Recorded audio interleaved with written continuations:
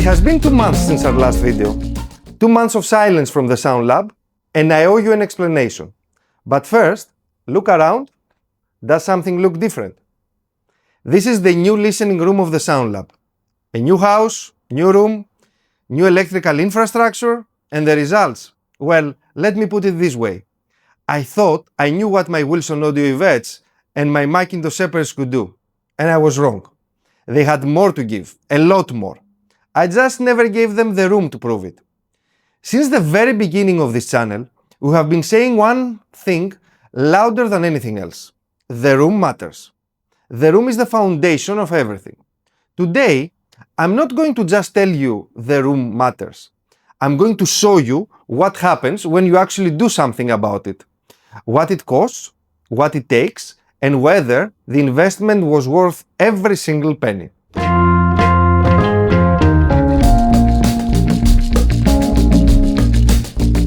Let me start by giving you context. My previous listening room was around 800 square feet, which sounds generous until you learn it was L-shaped. One leg for the entrance and common area, the small leg crammed with the entire audio system. One electrical circuit shared by everything. One possible speaker position dictated by the layout. The listening seat was 3.5 meters from the speakers with zero gap to the back wall, the left speaker exposed to a massive open area, and the right speaker pushed against a full glass wall leading to the balcony. Beautiful views, beautiful size, a nightmare by every audiophile standard. I tried everything to compensate. I invested into the McIntosh MEN220 room correction system, essentially Lindorf's technology implemented by McIntosh.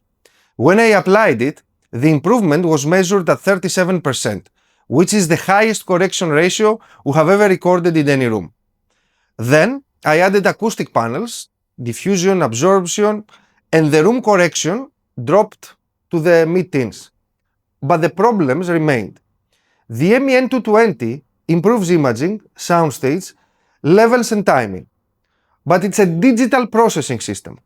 It adds things to the sound. When you place it between a pure analog chain, it converts everything to digital, and you lose the airiness of tubes, the long tails, the shimmer on metal instruments, the dynamics.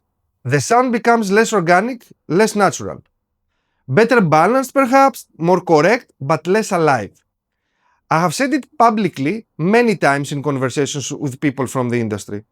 I am cursed with the worst room possible. Changing a preamp is a discussion. Changing a house for the sake of my audiophile journey? That is not a conversation you have with your spouse without receiving divorce papers. But that is exactly the biggest truth in this hobby.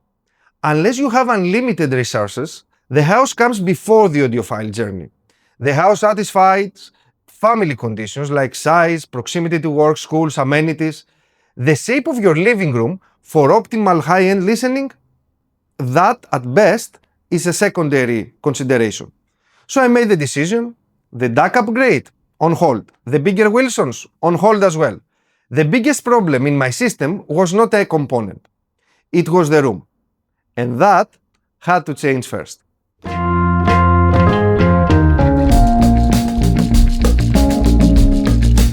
When the opportunity came, I had a plan, and I executed it in 5 steps.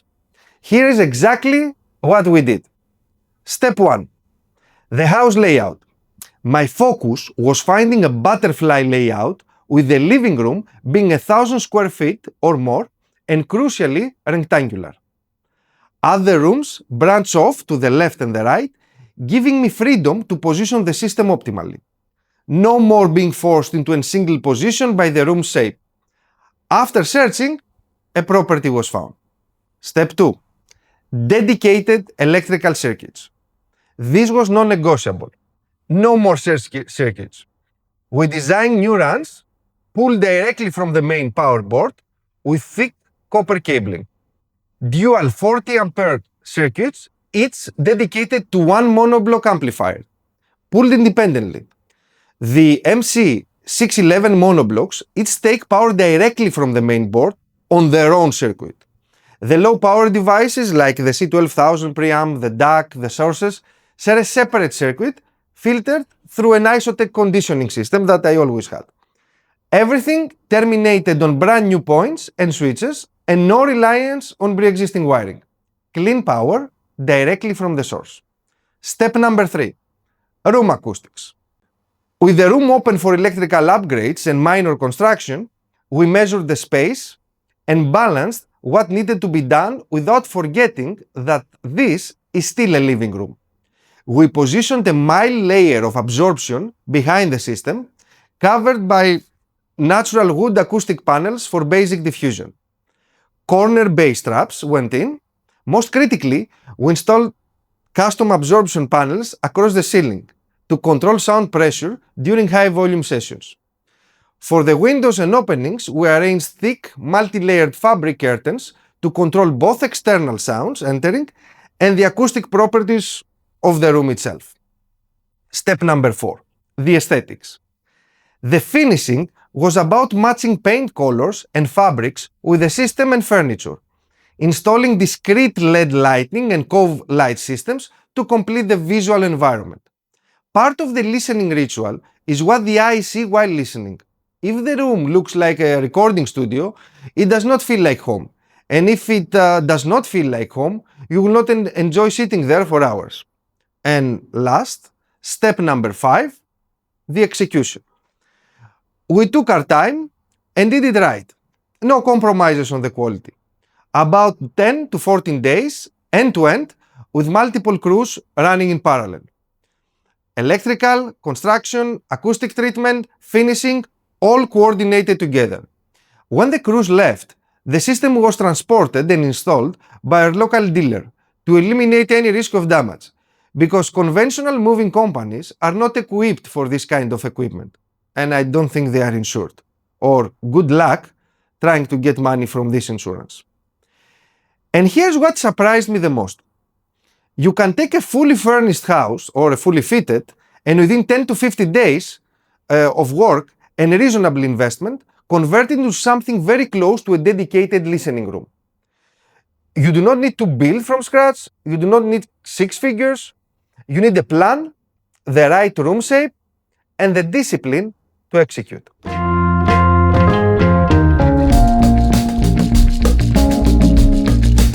After installation, I started with 10 to 20 hours burn-in on the new power circuits. I wanted those capacitors charged and heated properly. Then came the speakers positioning. I followed the Wilson Audio WASP method, the Wilson Audio setup procedure, in other words, where you use your own voice to identify what Wilson calls zone of neutrality in the room, the area where the speakers interact least with the room boundaries. In my old room, WASP gave me almost no room to move. Here, I had real choices. I did not take long to find where the speaker's position is and the room aesthetics, and the two of them reached a consensus.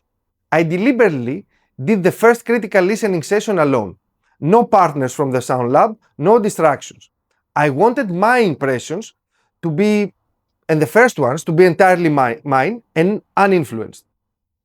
It did not take any time for the first smile. Pink Floyd, The Wall. The helicopter sequence. For the first time in my system, that helicopter came from high, on the ceiling, to the right, approached closer to my listening position, then moved out and to the left until it vanished. And it stayed high, because at the end of the day it's a helicopter and it's flying. The height of the soundstage was there, real, dimensional, exactly as it should be. Dave Brubeck, Take 5, from Time Out. The quartet was more organic and alive than ever. The instruments filled the room with proper scale and positioning. Perfect imaging. On the drum solo, the kick drum was room-filling for the first time, enriching the illusion of space that comes from effective bass management in a proper room. Then Cowboy Junkies, Mining from Gold, from the Trinity sessions.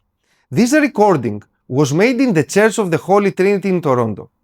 In the new room, you can hear the ambience of the church. You are in the church. The ambient noises, the fans, the background elements, all there in the right size and position, and are everywhere around you. The sense of space was no longer a suggestion. It was a reality. And then came the bass test. Giorgio by Moroder from Daft Punk, songs from Symbolico, Ghost Rider. These tracks do not just test the bottom end. They test its three-dimensionality and they can seriously overload the room, which damages the imagery. The new room passed with flying colors. The bass was textured, dimensional, arriving from multiple angles. The room, acting as its speaker itself, controlled the low end and make the speakers disappear. For the first time, I had the feeling of wearing headphones that enveloping intimate quality, but with physical substance and pressure of real bass that headphones simply cannot deliver.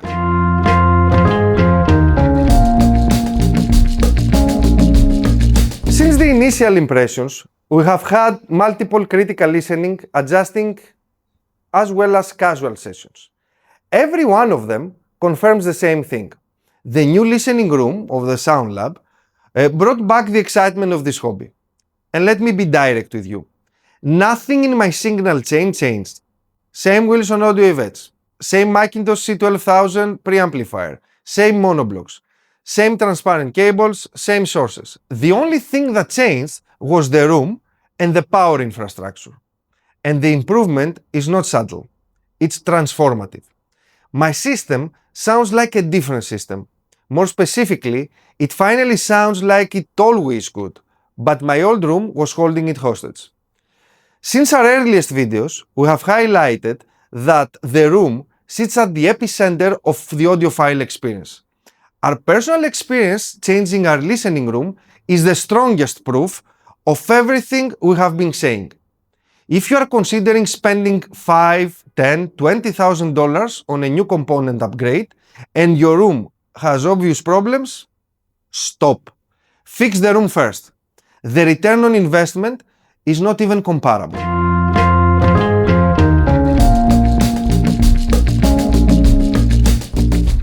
This room also sets the ground for the upgrades we are planning, because from this point on, any upgrade in our list costs more than a small apartment in many cities around the world. We needed this foundation before we could justify what comes next. We do apologize for being absent for almost 2 months. I hope you agree that this upgrade was worth the silence. If you want to follow our journey, and trust me, it gets much more interesting from here, please subscribe, hit the bell, and drop a comment below. And tell me, what is the biggest room challenge in your system right now? I will read every single one of them, and where I can add value, I will reply. This was KD from the Sound Lab.